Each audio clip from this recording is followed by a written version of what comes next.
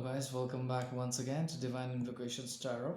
And this deck that I'm using right now is the Gita deck. Just to let you know, Divine Invocations Tarot is the only channel on YouTube dedicated to Indian tarot decks.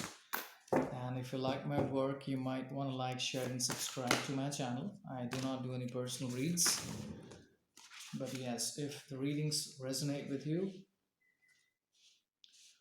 it's something which is a blessing. So you might want to take that, I'm sure. Alright, calling in all the divine spirits to help us with the messages for the week. Calling in all the divine spirits to help us with the messages for the week. Calling in all the divine spirits to help us with the messages for the week. From all the divine planes of human existence. Here we go. We have the 3 card spread ready. With the bottom of the deck, we have 1 card which we'll talk about. But the first card is the burning fire. You can see Lord Shiva and Lord Ganesh. Second card is conscious entity, Lord Krishna. Sense control, that's also Lord Krishna. Let's read out the message, the divine message which appears on the back of this card. The burning fire. This is from chapter 3 verse 39 of the Bhagwat Gita. Avartam jananam etena jananino nitya vairina kamarupena kauteya dushpure nanalena cha. One's pure consciousness is covered with the eternal enemy, lust, which takes many forms and burns like an insatiable fire. So there is a possibility that there is something that you're looking forward to with great anticipation and it's not going your way. So what's happening is it's creating a desire in which you're going after things but you're not getting them. So this race is this is basically how a person gets trapped in illusion of life. So whatever you're trying to chase, be it a car, be it a person, be it a relationship, be it a good job, be it earning lots of money, whatever you're chasing, that's something which is affecting your life. It could be affecting your health, it could be affecting your mental states, or it might bring you psychologically down as well. So this card is basically a warning sign of things that might manifest into your life in negative ways. So just be very careful if it comes to anything which you're chasing. Stop giving that idea of chasing people, things, relationships, money, job, because when you let go is the time when universe starts to work in a particular rhythm.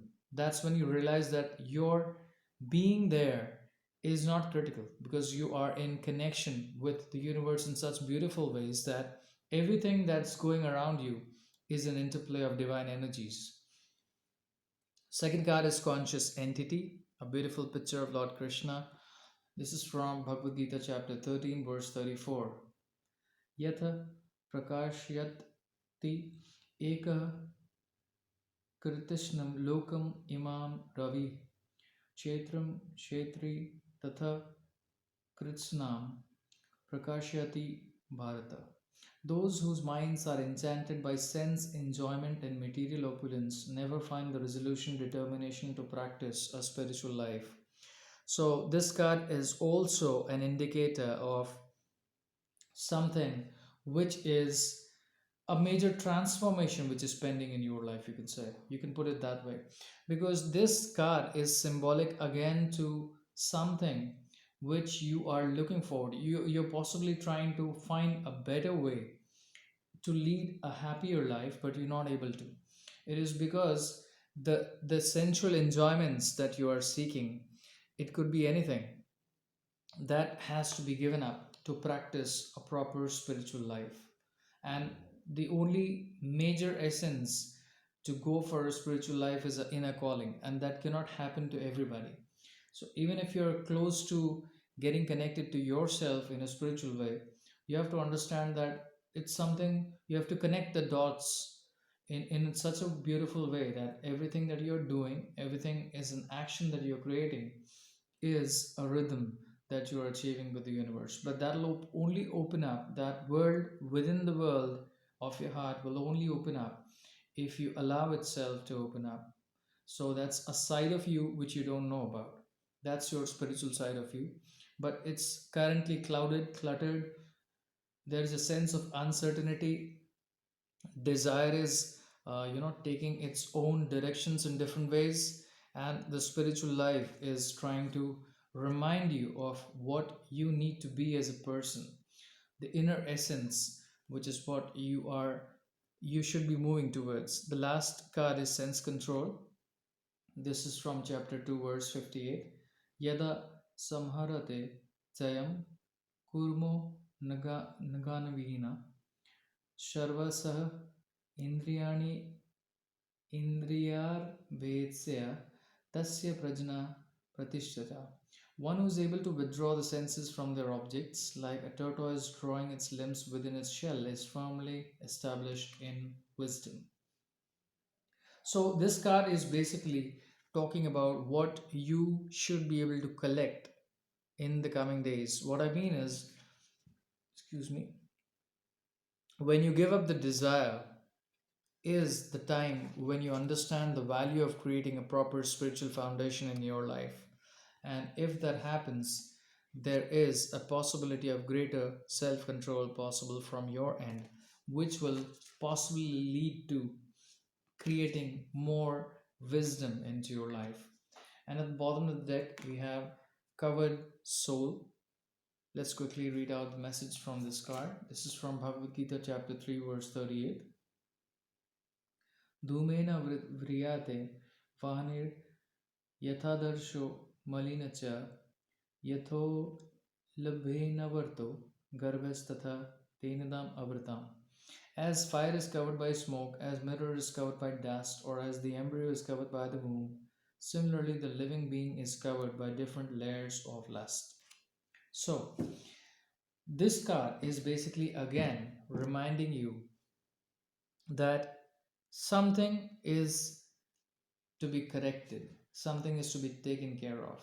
So, all the cards, in fact, except for the card which is sense control, is talking about something of submission in negative way. So do not give in to any desire which is negative, any thought which is negative, any person, anything which is something which your intuition says which is not good for you. So when you realize that, you'll be able to strike a proper balance about what needs to be done and how you need to do that. So, in my opinion, there is no fight that is going on in the mind. It's just that you have to reorganize and rethink ways that will help you connect with yourself in a better way. Because only when we are able to connect with our own spirit is the time when we know we will have the power to take better decisions. We'll be able to strike a perfect balance, which is temperance, and the ability to foresee with the power of correct judgments.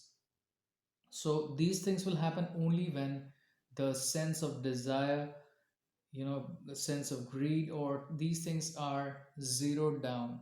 So in fact, this is how the spiritual life of a person is. It exists within us, but we are looking for directions. So I sense the best way to lead forward is to understand that you have to be very submissive to the energies and the vibrations that you are creating, so that you have the ability to understand what is the real call of your intuitive mind, which connects to your spirit. And that will give you more clarity to take better decisions in life. That's the message for the current week. Jai Shri Krishna.